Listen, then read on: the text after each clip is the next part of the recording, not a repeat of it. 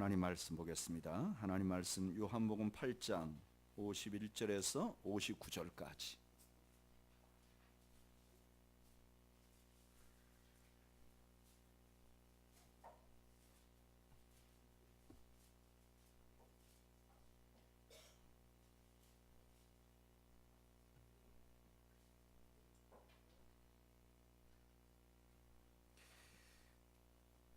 하나님 말씀을 교독하겠습니다. 요한복음 8장 51절에서 59절까지. 진실로 진실로 너희에게 이르노니 사람이 내 말을 지키면 영원히 죽음을 보지 아니하리라.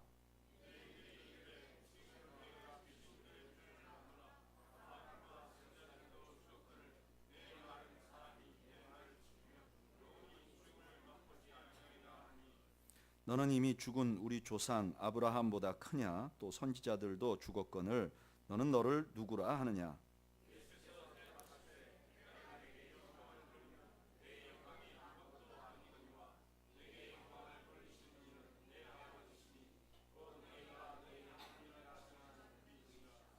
너희는 그를 알지 못하되 나는 아노니 만일 내가 알지 못한다 하면 나도 너희를 너희같이 거짓말쟁이가 되리라.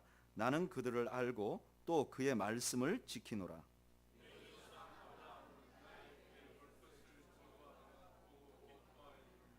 유대인들이 이르되 내가 아직 50세도 못 되었는데 아브라함을 보았느냐? 예수께서 이르시되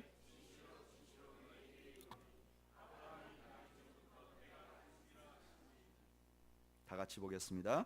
그들이 돌을 들어 치려 하거늘 예수께서 숨어 성전에 나가시니라. 아멘. 기도하겠습니다.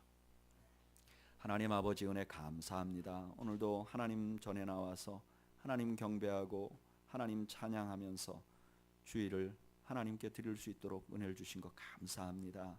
하나님, 저희들이 드리는 찬양과 기도를 들어응답하여 주시고 하나님, 찬양 드리고 기도하는 성도들의 마음속에 하나님의 충만한 은혜가 가득하기를 간절히 소원합니다.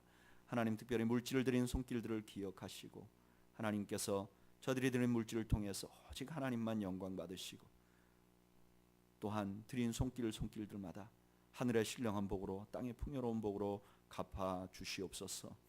이제 저희가 주의 말씀을 듣고자 합니다. 친히 말씀으로 찾아오신 주님, 저희들에게 말씀하시고 저희 모두가 주의 음성을 듣는 복된 시간 되게 하여 주옵소서. 예수님의 이름으로 기도하옵나이다. 아멘.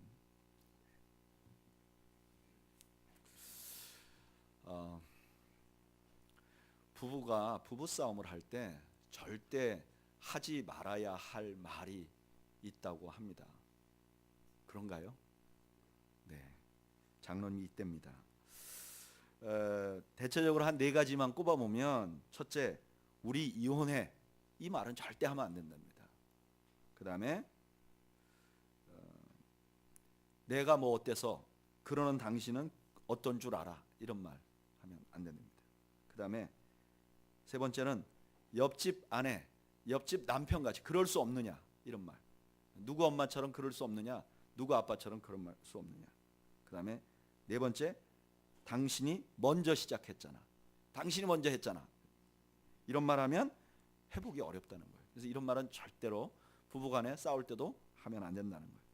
그런데 유대인들에게도 절대로 하지 말아야 될 말이 있어요. 그 말을 오늘 성경 본문에서 예수님이 하십니다. 58절 말씀 한번 읽어볼까요? 읽어보죠. 시작. 예수께서 이르시되 진실로 진실로 너희에게 이르노니 아브라함이 나기 전부터 내가 있느니라 하시니. 아멘. 이 말은요, 적어도 3가지 면에서 이해하기가 참 어려워요. 첫째는 이 내용이 참 믿기 어려운 내용이에요. 아브라함이 나기 전이면 예수님이 이 이야기를 하던 시점에서 2100년 전이에요. 그러니까 아브라함이 예수님보다 2100년 전에 살았던 사람인데 예수님이 말씀하시는 건 나는 아브라함 이전에 있었다. 일단 내용이 선뜻 믿기가 어려워요. 두 번째, 문법적으로 안 맞아요. 여기 진실로 진실로 너희에게 이르노니 아브라함이 나기 전부터 내가 뭐라 그래야 맞죠? 있었느니라. 과거형을 써야 되죠. 영어로 하면 I was. 그때 내가 있었다 이렇게 말해야 되는데 오늘 성경 본문에 보면 있느니라. 내가 있느니라. I am 이렇게 말한단 말이에요. 내가 지금 있다 이렇게 말한단 말이에요. 세 번째로 또 특이한 것은 이 말을 하자 유대인들이 예수님에게 돌을 던지려고 한단 말이에요. 아니 내가 아브라함 나기 전에 내가 있다 하는 말이 뭐가 그렇게 대단한가? 사실 44절에 보면 예수님께서 그 유대인들에게 막이라 그랬어요. 그런데 유대인들이 가만히 있었어요. 54절에 보면 예수님이 스스로 내가 하나님의 아들이라고 그랬어요. 그런데 유대인들이 가만히 있어요. 그런데 이 말을 하니까 유대인들이 막 흥분하는 거예요. 도저히 받아들일 수 없는 말인 거예요. 도대체 이 말이 왜 이런가? 이 말이 이런 이유는 여기 아브라함이 나기 전부터라는 말이 중요한 게 아니라 그 뒤에 말 내가 있느니라 I am 이라고 말한 이 말 때문에 그래요.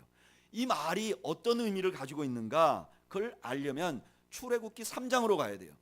출애굽기 3장에 보면 이스라엘 백성들이 애굽에서 종살이 하다가 그 종살이 하는 가운데서 너무나 고통스러워서 하나님 앞에 구해달라고 기도합니다. 그 기도가 상달돼서 그 하나님께서 80세가 된 늙은 양치기인 모세에게 나타났어요. 그리고 하나님이 스스로를 이렇게 소개해요. 나는 아브라함과 이삭과 야곱의 하나님이다. 내가 430년간 침묵했다. 이제 너희 백성을 구원할 것이다. 그때 모세가 하나님께 이렇게 물어봐요. 하나님, 그런데 사람들에게 내가 이렇게 말하면 사람들이 나를 보낸 신이 누굽니까? 이렇게 물어볼 텐데 내가 누구라고 말해야 되겠습니까? 그랬더니 하나님께서 이렇게 말씀하셨어요. 나는 스스로 있는 자다. 나는 스스로 있는 자다. 이 영어로 하면 I am who I am. 나는 그냥 자존하는 자다. 영원토록 계신 자다. 그런데 이 말에 나는 있느니라. 나는 스스로 있는 자니라. 이 하나님의 이름인 거예요. 그런데 예수님께서 지금 뭐라고 말하냐면 내가 스스로 있는 자다. I am. 나는 아브라함 그때 있느니라 라고 말한 것이 나는 하나님이다 하는 말하고 똑같은 말을 지금 쓴 거예요. 성경에 이 말을 자신에게 적용해서 쓴 사람은 아무도 없어요. 근데 예수님이 지금 그렇게 말하는 거예요. 그렇게 말하는 것은 어떤 것과 같으냐면 이런 뜻이에요. 내가 예전에 모세에게 나타나서 그 백성을 구원하기 위해서 내려온 그 하나님이다.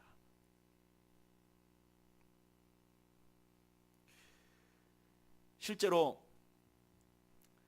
출애굽기 3장에 보면 하나님께서 모세를 찾아오세요. 그리고 찾아오셔서 왜 그렇게 찾아왔는지 이유를 말씀하세요. 출애굽기 3장 7절 8절 제가 읽어보겠습니다. 여호와께서 이르시되 내가 애굽에 있는 내 백성의 고통을 분명히 보고 그들의 감독자로 말미암아 부르짖음을 듣고 그 근심을 알고 내가 내려가서 그들을 애굽인의 손에서 건져내고 그들을 그 땅에서 인도하여 아름답고 광대한 땅 젖과 꿀이 흐르는 땅 곧 가나안 족속, 헷 족속, 아모리 족속, 브리스 족속, 히위 족속, 여부스 족속의 지방에 데려가려 하노라. 다시 말하면 하나님께서 출애굽기 3장에 왜 내려오셨느냐?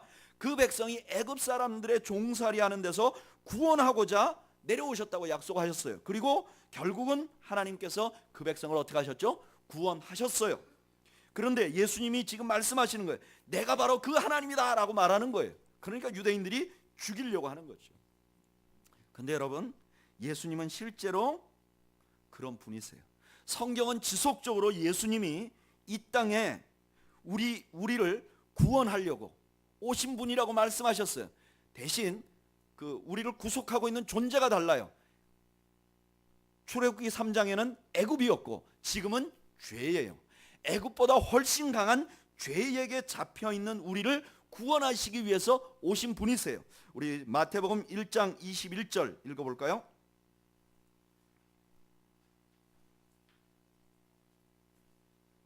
마태복음 1장 21절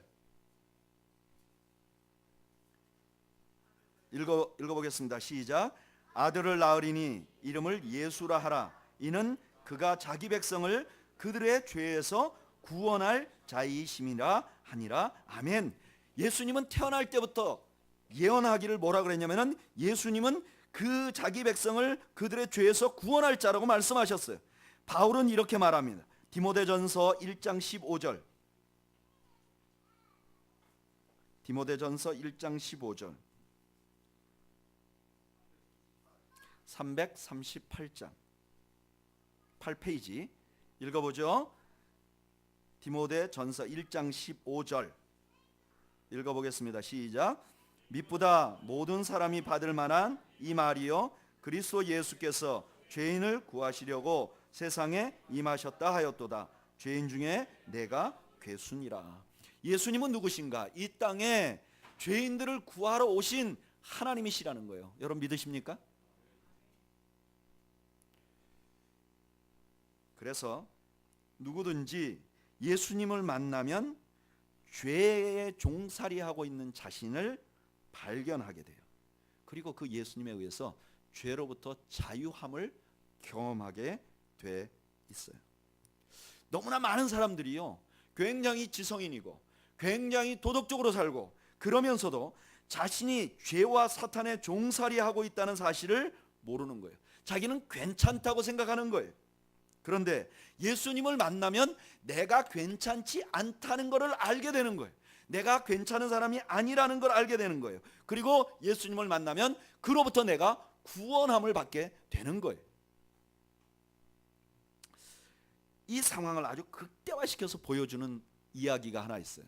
제가 오래전에 하용조 목사님 온누리교회를 개척하고 얼마 전에 소천하신 하용조 목사님이 설교 중에 온누리교회가 어떻게 해서 시작됐는가 하는 이야기를 잠깐 하는 걸 들었어요. 근데 내용인즉 이래요. 온누리교회를 시작하기 전에 하용조 목사님이 연예인교회라는 교회에서 이제 시무를 하는 거예요. 그런데 40대 초반에 그 카이스트 박사님의 부인으로부터 전화가 왔어요. 원래 모르는 분인데 전화가 와서 뭐라 그러냐면은 지금 자기 남편이 간암으로 죽게 됐다는 거예요. 그래서 이제 기도를 해달라고 그렇게 부탁을 한 거예요. 근데 이분이 누구냐면은 40대 초반에 미국에서 박사학위를 받고 한국에 들어온 김기순이라는 박사님이었어요. 그래서 이게 간암이 걸려 있는데 이 하용조 목사님이 그 박사님을 위해서 생판 모르는데 계속 기도를 해드린 거예요. 근데 이게 참 기적적으로 이분이 치료가 됐어요. 그래서 이분이 너무 고마워가지고 이 하용조 목사님이 시무하는 그 연예인 교회를 계속 다닌 거예요. 그건 믿음이 있어서 다닌 게 아니라 저 젊은 저 전도사가 자기가 병들었는데 와서 열심히 기도해줬고 마침 병이 나았으니까 고마워서 다니신 거예요. 근데 어느 날 밤에 얼마 정도 교회를 다니시다가 어느 날 밤에 한 12시쯤에 그 부인한테 다시 전화가 왔대요. 급한 전화가. 목사님 전도사님 제발 좀 와달라고. 그래서 자기 남편이 이상하다고. 그래서 이 하용조 목사님이 달려갔더니 이 박사님이 막 눈이 튀어나오고 이상한 말을 하고 막 욕설을 하고 막 세상에 그렇게 지성인이 그렇게 욕을 하는 건 자기 처음 들어봤다는 거예요.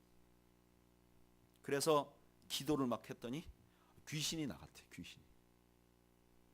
그리고 이분이 그때부터 삶이 달라져가지고 그 달라진 거를 자기 주변의 사람들한테 막 간증을 하고 그 다음에 이 자기가 성경 공부를 할 수는 없으니까 이 하목사님하고 같이 성경 공부를 하자고 하면서 시작된 교회가 온누리 교회라는 거예요.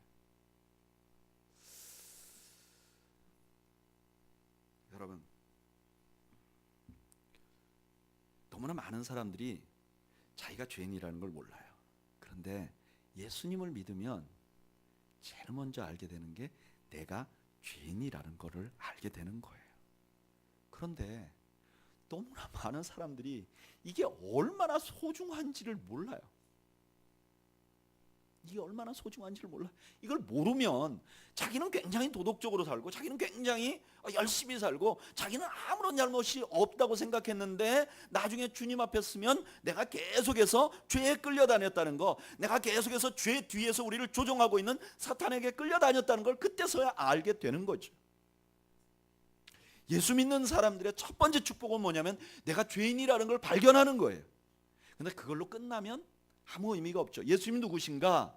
그 전에 2300년 전에 3300년 전에 이스라엘 백성들이 애굽에서 종살이하고 있을 때 그 이스라엘 백성들을 구원한 하나님이다. 그리고 그걸 구원한 하나님께서 오늘 우리에게 2000년 전에 이 땅에 오셔서 그 하나님께서 다시 죄인들을 구원하시기 위해서 이 땅에 오셨고, 그 예수님께서, 그 하나님이신 예수님께서 십자가에 달리심으로 우리의 죄에 대한 모든 대가를 치르심으로 우리를 구원하신 거예요. 그래서 예수 믿는 것의 가장 큰 특권은 뭐냐면 내가 죄인이라는 것을 발견하고 그 다음에 내가 그 죄로부터 구원받았다는 것을 알게 되는 것이. 저는 오늘 여기 예배 나오신 분들 중에 내가 진짜 죄인인가? 내가 진짜 그런가? 그런 분들은 모두 예수님을 만나시는 축복이 있기를 바랍니다. 그래서 우리가 죄인이라는 걸 알게 되기를 축복합니다. 뿐만 아니라 여러분들 중에 아직도 죄로부터 자유하지 못한 분들이 있다면 예수 그리스도를 만나시기 바랍니다. 예수님은 우리를 죄로부터 구원해 주신 참 구원자이신 것이죠. 지금 예수님이 그 말을 하고 있는 거죠. 예수 믿는 사람들의 가장 큰 특권은 내가 죄인이라는 걸 알고 그 죄로부터 구원받았다는 사실을 확신하게 되는 것임을 여러분 믿으시기를 바랍니다. 이게 제일 큰 축복이에요. 다른 거 뭐 기도했더니 병 나았다, 기도했더니 뭐 받았다, 이거는 하류. 진짜는 뭐냐? 우리가 죄인이고 죄로부터 구원받았다는 사실이. 두 번째로, 왜 이 말 때문에 이스라엘 백성, 유대인들이 그렇게 흥분했는가? 이 말은 예수님께서 그 광야에서 이스라엘 백성들과 늘 함께 하신 그 하나님이 바로 자기다 라고 말씀하신 의미이기 때문에 그래요. 여러분, 모세에게 나타나신 하나님께서 그 스스로를 어떻게 소개하냐면 이렇게 소개해요. 또 이르시되 나는 내 조상의 하나님이니 아브라함의 하나님, 이삭의 하나님, 야곱의 하나님이다, 이렇게 말해요. 이건 무슨 뜻이냐면 이런 뜻이에요. 나는 어떤 하나님이냐? 아브라함하고도 같이 했고 이삭하고도 같이 했고 야곱하고도 같이 있는 그런 하나님이다. 그리고 나서 모세가 근데 내가 이걸 감당하기가 너무 어려워요. 그러니까 하나님께서 모세에게 이렇게 말해요. 출애굽기 3장 12절에 하나님이 이르시되 내가 반드시 너와 함께 있으리라. 그리고 그 하나님께서 약속을 지키셨어요. 광야에서 이스라엘 백성과 함께 텐트를 치시고 거기에 거주하셨어요. 그들과 함께 거하셨어요.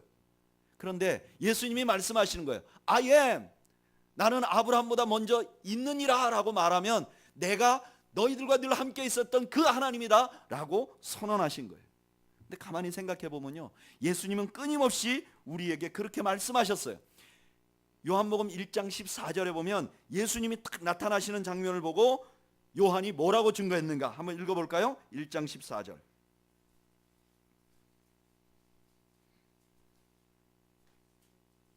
읽어보죠. 시작. 말씀이 육신이 되어 우리 가운데 거하심에 우리가 그의 영광을 보니 아버지의 독생자의 영광이요 은혜와 진리가 충만하더라. 아멘.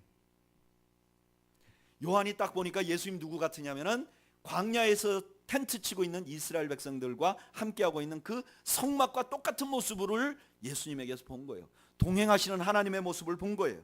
실제로 우리 예수님이 태어날 때 그의 이름을 뭐라 그랬느냐? 마태복음 1장 23절에 보라 처녀가 잉태하여 아들을 낳을 것이요 그의 이름을 임마누엘이라 하리라 하셨으니 이를 번역하여 한즉 하나님이 우리와 함께 계시다. 예수님이 마지막으로 이 땅을 떠나실 때, 승천하실 때 약속한 게 뭐죠? 내가 너희에게 분부한 모든 것을 가르쳐 지키게 하라. 볼지어다 내가 세상 끝날까지 너희와 항상 함께 있으리라 하시니라. 우리 주님은 누구신가? 광야의 이스라엘 백성과 늘 함께 하셨던 그 하나님, 우리 주님이 그 하나님이시라는 거예요. 함께 하시는 하나님이시라는 거예요. 그래서 누구든지 예수님을 만나면 하나님과 동행하는 은혜를 누리게 돼요. 누구든지 예수님을 만나면 하나님과 동행하는 축복을 누리게 돼요. 그래서 우리가 예수님을 믿으면 교회에서 예배 드릴 때뿐만 아니라 우리의 일터에서도 하나님과 동행할 수 있어요. 우리가 예배 드릴 때 너무 거룩한 시간이잖아요. 지금 하나님 앞에 찬양하고 여러분들의 자세를 보면 그래도 여러분 경건한 마음으로 예배 드리려고 하잖아요. 그런데 예수님을 믿으면 이렇게 예배 드릴 때뿐만 아니라 내가 살아가는 모든 일상에서 하나님과 동행하는 은혜를 누릴 수 있게 된다는 거예요. 우리 젊은이들이 컴퓨터하고 게임할 때도 하나님과 동행할 수 있고, 우리 가정주부들이 옷을 빨 때도 하나님과 동행할 수 있고, 손님을 맞아서 장사를 할 때도 하나님과 동행할 수 있는 거죠. 찌개를 끓일 때도, 청소를 할 때도 주님과 동행할 수 있는 거예요. 여러분, 골프를 치거나 스키를 타거나 테니스를 치거나 등산을 할 때도, 또 잠을 자면서도 하나님과 동행할 수 있는 거예요. 이게 예수 믿는 사람의 특권이에요. 이런 예수 믿는 사람의 특권을 가장 잘 보여준 사람이 로렌스라는 형제예요.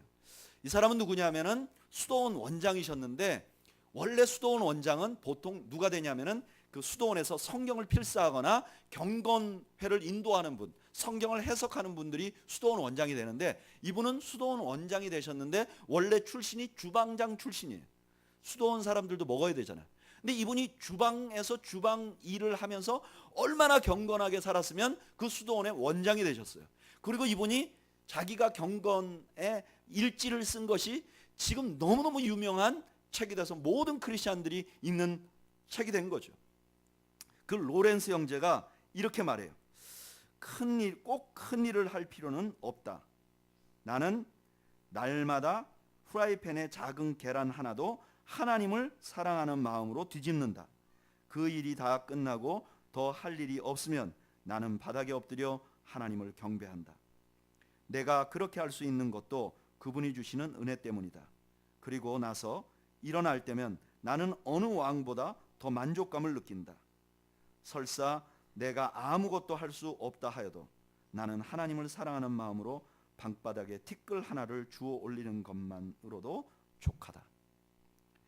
이분은요, 주방에서 요리를 하면서 거룩한 일을 하게 되는 거예요. 이게 예수님 때문에 우리가 누릴 수 있는 특권이에요. 예수 믿는 사람들이 누릴 수 있는 특권이에요. 예수님 오기 전에는 거룩한 일과 거룩하지 않은 일이 분리되어 있었어요. 제사장의 일은 거룩한 일이었어요. 그래서 성령이 내렸어요. 그러나 다른 일은 거룩하지 않는 일들이 있었어요. 성과 속이 분리되어 있었어요. 근데 예수님이 오심으로 예수님이 거하는 곳이라면 어디든지 거룩해지는 거예요. 목회자들만 거룩한, 목회자를 뭐라고 부르죠? 우리가 성직이라고 부르잖아요. 근데 목회자들만이 거룩한 게 아니에요. 목회를 해도 예수님 없이 하면 거룩한 일이 아니에요. 성직이 아닌 거예요. 목회를 해도 사업같이 하고 예수님 신경 쓰지 않고 하면 그거는 거룩한 일이 아닌 거예요. 반대로 내가 지금 그냥 목회를 하지 않는다 할지라도, 노동을 하더라도 그게 예수님과 동행하면 그게 성직이 되는 거예요. 사업을 해도 예수님과 동행하면 성직이 되는 거예요. 주부도 예수님과 동행하면 성직이 되는 거예요. 왜냐하면 그곳에 예수님이 임하시고, 예수님이 임하시면 거룩해지기 때문에 그런 거예요. 저는 여러분들 모두가 성직자가 되기를 축복합니다. 목사가 되라는 게 아니에요. 여러분들이 계신 곳에 예수님 영접하고 함께 동행하면 그것이 거룩한 장소가 되는 거예요. 저는 이렇게 세계 다른 나라들을 이렇게 가보잖아요. 그래서 각 곳에 가서 예배당에 가서 예배를 드려보잖아요. 그런데 여러분, 한국에 다녀보면 참 예배당들이 의리의리하잖아요. 그 조명도 희한찬란하고 의자도 멋있고 음향도 멋있고 또 거기에 찬양하는 팀도 얼마나 멋있어요. 그런 데 가서 예배 드리면요, 그냥 아무런 준비가 안 돼 있어도 은혜를 받을 것 같은 그런 생각이 들잖아요. 그런데 세계 곳곳을 가보면 정말 어려운 교회들도 있어요. 정말 초라한 교회들도 있어요. 심지어 제가 중국에 그 탈북자들 있는 데를 갔을 때는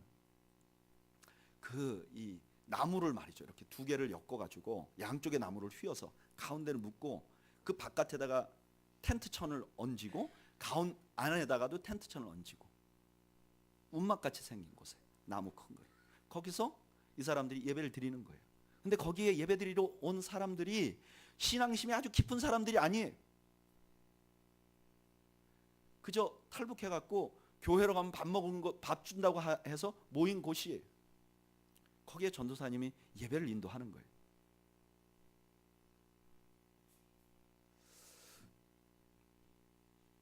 저는 제 인생에 가장 큰 은혜를 받았던 예배 중에 하나가 어디냐? 그럼 두 군데인데, 하나는 논산 훈련소, 거기는 환경 때문이 아니라 제 마음 때문에 그랬던 것 같아요. 또 하나를 꼽으라면 그 탈북자들과 함께 드렸던 예배. 하나님의 만져주심, 하나님의 인도하심, 하나님의 터치하심이 없으면 무슨 소망이 있고 무슨 희망이 있고 무슨 삶의 의미가 있습니까? 그런데 그곳에 하나님이 임재하니까 이분들이 그 안에서 하나님 만나고 소망을 갖게, 하나님과 동행하는 그런 은혜를 누리게 되고 하나님이 임재하는 예배를 경험하게 되는 것이죠. 큰 교회에 하나님이 거기가 거룩하고 그렇게 작은 곳에는 거룩하지 않다고 누가 말할 수 있겠어요? 똑같이 이렇게 예배당 안에서 예배할 때만 거룩하고 밖에서 우리가 살 때는 거룩하지 않다고 누가 말할 수 있겠어요? 우리가 하나님과 동행하는 그곳이 거룩한 곳이 되는 거예요. 여러분들이 거한 여러분들의 집에서 여러분들이 기도하고 여러분들이 하나님 앞에 나아가면 그것이 거룩한 성전이 되는 거예요. 이게 바로 우리 예수님 때문에 우리에게 주어진 특권이에요. 예수님은 누구신가? 우리와 함께 하시는 하나님이신 것을 믿으시는 여러분들 되시기를 바랍니다. 세 번째로 이 말은 예수님께서 전능하신 하나님이라는 의미가 담겨 있어요. 출애굽기 3장에 보면 하나님께서 모세에게 나타나서 이렇게 말해요. 내가 내려가서 그들을 애굽인의 손에서 건져내고 그들을 그 땅에서 인도하여 아름답고 광대한 땅, 젖과 꿀이 흐르는 땅, 곧 가나안 족속, 헷 족속, 아모리 족속, 브리스 족속, 히위 족속, 여부스 족속의 지방에 데려가러 하노라. 저는 이 말씀을 처음 읽을 때 이 말씀이 꼭 코끼리를 냉장고에 넣는 방법하고 똑같아요. 코끼리를 냉장고에 어떻게 넣죠? 냉장고 문을 연다. 그 다음에 코끼리를 집어넣는다. 그 다음에요? 냉장고 문을 닫는다. 여기 뭐가 없죠? 뭐가 없죠? 어떻게가 없잖아요. 어떻게가. 지금 하나님이 이렇게 말하는 거예요. 애굽에서 너희를 건져내겠다. 어떻게? 말 안 해요. 애굽에서 건져내는 거 상상할 수가 없어요. 그때 당시 애굽은 최강이었어요. 어떻게? 너희들을 인도해서 가나안 땅으로 인도하겠다. 어떻게? 말 안 해요. 근데 이거는 상상할 수가 없는 일이 어떻게 200만이나 되는 사람들을 광야로 끌고 가겠어요? 이건 이해할 수가 없는 거예요. 가나안 땅에 들어가면 7 족속이 있어요. 거기 너희 주겠다. 어떻게? 말씀 안 하세요. 하나님은 어떻게는 말씀 안 하시는 거예요. 근데 결국 어떻게 됐죠? 하나님이 애굽에서 이스라엘 백성을 건지셨어요. 홍해를 가르셨어요. 광야에서 이끌어 먹이셨어요. 그리고 가나안 땅을 주셨어요. 여기 예수님이 I am이라고 말하는 것은 내가 바로 그 하나님이다 라고 말하는 것과 동일해요. 그러니까 그 그 유대인들이 막 흥분한 거예요. 그런데 여러분, 진짜 우리 예수님은 불가능이 없는 분이셨어요. 예수님이 삶에 보면 불가능한 일이 예수님에게는 없었어요. 누가복음 8장 50절에 보면 죽은 아이가 있었어요. 그러니까 사람들이 다 그 죽은 아이 때문에 두려워했어요. 그런데 예수님께서 가서 손을 잡고 아이에게 말해요. 아이야 일어나라. 그러니까 아이가 일어났다는 거예요. 여러분, 우리 예수님은 전능하신 하나님이세요. 그래서 예수님을 따라다니면 우리가 생각하는 이상의 삶을 경험하게 돼요. 제가 제자훈련 할 때 모든 사람들에게 읽으라고 필독서로 준 책이 내 신을 벗으라라는 책이에요. 근데 이 책에 보면 이런 말이 있어요. You do the possible, then God will do the impossible. 내가 가능한 일을 하면 하나님께서는 불가능한 일을 하신다. 여러분, 우리가 신앙생활하면 불가능한 일이나 기적을 경험하는 게 목표는 아니에요. 목표는 아니에요. 그러나 불가능한 기적들이 우리의 삶에 일어나는 것이 사실이에요. 왜? 하나님께서 특별한 이유와 목적이 있을 때 우리의 삶에 그런 기적을 일으켜요. 그래서 예수님을 믿고 예수님과 동행하면 간증이라는 게 생기는 거예요. 내 삶에 내 그 플랜이나 내 계획으로는 있을 수 없는 일인데 하나님께서 나를 도우시는 그런 경험들을 하게 되는 거예요. 하나님과 좀 더 가까이 가서 예수님과 좀 더 가까이 살면 살수록 그런 경험을 더 많이 하게 돼요. 물론 그런 기적을 경험하는 게 목적이 아니에요. 기독교는 기적이 목적인 종교는 아니에요. 그러나 기독교는 기적이 있는 종교예요. 기적이 있어요. 그래서 우리가 하나님 앞에 기도하고 그 하나님을 의지할 만한 거예요. 하나님께는 impossible, 불가능한 일이 없는 분이세요. 그 내신을 벗으라는 책을 쓴 로넨 커닝햄 목사님은 어떤 분이냐면은 젊을 때 하나님 앞에 소명을 받았어요. 그래서 전 세계에다 젊은 사람들과 함께 복음을 전하겠다. 그래서 그 젊은이를 데리고 세계를 선교하는 YWAM이라는 선교단체를 만들었어요. 근데 이 선교단체가 엄청나게 빨리 발전을 했어요. 그래서 전 세계 곳곳에 대학생들이 이 선교단체에 속해서 하나님 나라를 위해서 선교를 위해서 세계로 나가요. 우리나라에도 예수전도단이라는 이름으로 선교단체가 있었고 한때는요 한국에서 두 번째 세 번째로 큰 선교단체였어요. 엄청난 영향력이 있었어요. 그런데 이 선교단체를 꾸려나가는 데는 수많은 물질이 필요해요. 그런데 이 로넨 커닝햄 목사님 제가 만나보면 이분은 항상 뭐냐면은 자기가 가능한 걸 하고 나머지는 하나님께 맡기고 기도하는 거예요. 그러면 하나님께서 자기들보다 훨씬 더 큰 은혜를, 큰 계획을 가지고 자기들을 이끌고 나간다고 간증하세요. 근데 그분의 책에 보면 이런 얘기가 있어요. 175명의 가족들이 그리스에서 뭐 아타시타스라는 그 배를 하나 구입을 해가지고 세계 이제 자선 항해를 하면서 복음을 전하려고 계획을 했어요. 그래서 175명을 뽑았고 배를 샀어요. 그래서 이 배가 어떻게 하냐면은 성방마다 그 항구마다 가서 책 팔고 그다음에 내려가지고 거기서 뭐 이렇게 노래도 하고 연극도 해가지고 복음을 전하고 또 다음으로 가고 이런 일을 하려고 계획을 세운 거예요. 그런데 어느 날 이 계획을 다 세워놓고 출발하려고 하는데 이 팀에 돈이 하나도 없는 거예요. 그래서 이 그 175명의 그 선교단 팀들이 모여서 기도를 하기 시작한 거예요. 너 어느 정도로 돈이 없었느냐? 배를 출항시키는 건 고사하고 그날 아침부터 먹을 음식이 하나도 없었던 거예요. 그런데 이분들이 기도를 했는데 그 다음날 아침에 이분들이 바닷가에 있었는데 그 다음날 아침에 8,301마리의 물고기가 그 선교단체 예수전도단이 묵고 있는 집 앞으로 튀어 올라왔대요. 이분이 책에다 쓴 거예요. 제가 이분 만나봤는데 거짓말할 뿐이에요. 센 거예요, 이 사람. 8,301마리의 물고기가. 그래서 이 선교단체원들이 다 나가서 주워가지고 그걸 전부 다 소금에 염장을 했대요.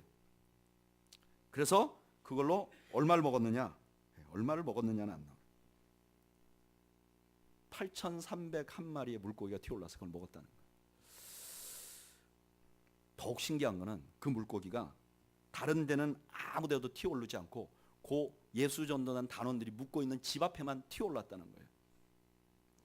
여러분 의심나시면 벼랑 끝에 서는 용기라는 책이 출판되어 있어요. 이 책에 그 간증이 써져 있어요. 여러분 예수님을 믿는다는 것은 기적을 추구하는 것은 아니지만 우리 간간히 신앙생활하면서 하나님의 특별한 도움을 경험하게 돼 있어요. 저는 여러분들이 그 특별한 도움도 경험하게 되는 여러분들이 되시기를 축복합니다. 제가 이 말씀을 준비하면서 나의 삶 속에는 그런 일이 얼마나 있는가, 또 우리는 교회 속에는 그런 일이 얼마나 있는가 좀 기도하면서 묵상을 했는데요.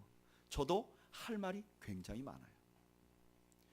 로넨 커닝햄 목사님이 8,301마리의 물고기가 튀어오른 것 이상의 혹은 그와 방불한 하나님의 특별한 공급하심과 하나님의 특별한 은혜가 우리는 교회도 분명히 있었어요. 우리 작년에 우리가 한번 기도했을 때 정말 나을 수 없는 질병이 치유되는 거 우리 경험했잖아요. 하나님 우리 가운데 역사하시는 걸 우리가 경험했잖아요. 여러분 예수를 믿을 때 그런 은혜가 있는 거예요. 우리 주님께는 못하는 일이 없으세요. 못하는 일이 없으심과 동시에 우리 주님은 못 바꾸시는 분도 없으세요. 주님은 전능하세요. 그래서 하나님은 누구든지 변화시킬 수 있어요. 예수님의 삶을 보면, 예수님의 제자들을 보면 하나같이 변화되기가 너무너무 어려운 사람들이었어요. 성격이 막 불같이 급하고, 어떤 사람은 아주 교활하고, 어떤 사람은 아주 계획적이고, 정말 변화되기 어려운 사람들이 예수님의 12제자에 모여 있었어요. 그런데 예수님의 십자가를 경험하고 나서 이 제자들이 다 바뀌어서 전부 다 십자가에 순교한 순교자들이 됐어요. 하나님이 사용하시는 사도 바울은 어떤 사람이었나요? 유대교에 매진하던 사람이었어요. 근데 예수님 만나고 사람이 바뀌었어요. 여러분, 누구든지 예수님을 만나면 사람이 바뀌게 돼 있어요. 왜냐하면 예수님께 붙들리면 예수님은 끝까지 그를 변화시켜요. 그래서 저는 여러분들이 우리 주님이 전능하신 하나님이라는 걸 신뢰하고 여러분들 자신을 포기하지 마시기를 축복합니다. 나 같은 것이 참 진짜 우리 안 변하잖아요, 그렇죠? 참 찔기게 안 변해요. 저도요. 제가 저를 생각해 볼 때, 야, 저 정도면 네가 진짜 뿌리부터 바뀌어야지. 안 바뀌어요. 정말 매일 십자가 설교하고 십자가 붙들고 있는데도 정말 주님 앞에 서면 너무너무 죄송해요. 왜 이렇게 안 바뀌나? 그런데 제가 이렇게 생각하지 않아요. 그래, 내가 언젠가 노력하면 변화되겠지, 변화되겠지. 그렇게 생각하지 않아요. 제가 의지하는 것은 불가능이 없으신 주님을 의지하고 주님이 나 바꿔주실 것을 기대해요. 매일매일 나를 변화시켜 주실 것을 기대해요. 그래서 주님 앞에 설 때는 주님이 그래, 수고했다, 그런 날을 기대해요. 우리 모두 언젠가 주님 앞에 서잖아요. 저는 주님께서 수고했다 하는 그 말 듣고 싶고 그렇게 살고 싶어요. 지난 토요일 날 어저께 어떤 목사님 한 분을 만났어요. 개척교회 하시는 목사님인데요. 이 목사님이 교회를 개척해서 막 교회도 건물도 조그만 걸 짓고 그랬는데 막 고생하셨어요. 근데 이분이 교회는 조그만데 선교를 엄청나게 해요. 우리보다도 더 많이 해요. 선교를 얼마나 선교를 하는지. 그리고 아들 하나 딸 하나 있는데 둘 다도 선교에 매진하고, 사모님도 선교, 목사님도 선교, 완전히 내 가족도 완전히 선교로 똘똘 뭉쳤어요. 둘이서 막 얘기를 하는데 둘의 공통점이 있어요. 그건 뭐냐면 우리가 지금 늘 부족하지만 이렇게 애를 쓰고 이렇게 살지만, 그러나 언젠가 되면 나도 주님 앞에 서게 되고 주님 앞에 사랑받고 주님 앞에 칭찬받는 종이 되는 게 목표라는 거예요. 큰 교회가 멋진 삶이, 풍요로운 삶이 목표가 아니라 주님 앞에 서는 때가 목표라는 거예요. 여러분, 우리 지금 부족해도 주님 앞에 설 때 주님이 우리를 변화시켜서 하나님께 칭찬받는 사람들로 변화시켜 주실 것을 신뢰하시는 여러분들이 되시길 바랍니다. 그런 여러분들이라면 또 다른 사람들에게 좀 기다려주세요. 아이고, 나도 안 변하지만 저 인간 저거 언제 변하나. 여러분들에게 그런 사람들이 다 있어요. 그래서 그에 대해 조급해요. 그리고 그를 정죄해요. 여러분, 하나님은요, 우리 예수님은 불가능이 없으세요. 그 사람도 변화시킬 수 있어요. 언제인지는 몰라요. 어떻게라는 말은, 어떻게라는 것은 아무도 몰라요. 그러나 하나님, 예수님 전능하시기 때문에 사람을 반드시 변화시킬 줄로 믿습니다. 여러분, 그거 신뢰하세요. 주님께서는 주님께는 불가능한 일이 없는 거예요. 여러분, 지금 오늘 본문에서 예수님은요, 이 말씀을 하시면 유대인들이 돌 던질 걸 알았어요. 근데 왜 예수님이 이 말씀을 하셨는가? 그 이유는요, 예수님이 그러신 하나님이시기 때문에 그러신 거예요. 예수님께서 어떤 하나님이시냐? 예수님께서 우리를 구원하시는 하나님이시고, 예수님께서 우리와 동행하시는 하나님이시고, 예수님께서 우리의 삶에서 능력을 보여주시고 우리를 변화시키시고 세상을 변화시키는 하나님이세요. 그래서 예수님이 그 말씀을 하신 거예요. 그리고 그 증거는 지금 너무너무 많아요. 사랑하는 여러분, 저는 여러분들께서 그 예수님께 소망을 두는 여러분들이 되시기를 축복합니다. 우리의 소망은 우리에게 있는 게 아니에요. 이 땅에 오신 하나님, 우리와 동행하신 하나님, 우리의 삶에 역사하시는 하나님이 우리의 소망인 거예요. 여러분, 여러분들의 삶에 어떤 기대가 무너질 때가 있을 거예요. 여러분들의 삶에 어떤 소망이 무너질 때가 있을 거예요. 여러분들의 삶에 어떤 기대가 무너질 때가 있을 거예요. 거기에 의지하지 마세요.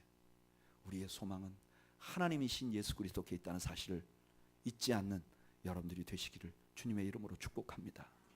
우리 한번 기도할까요?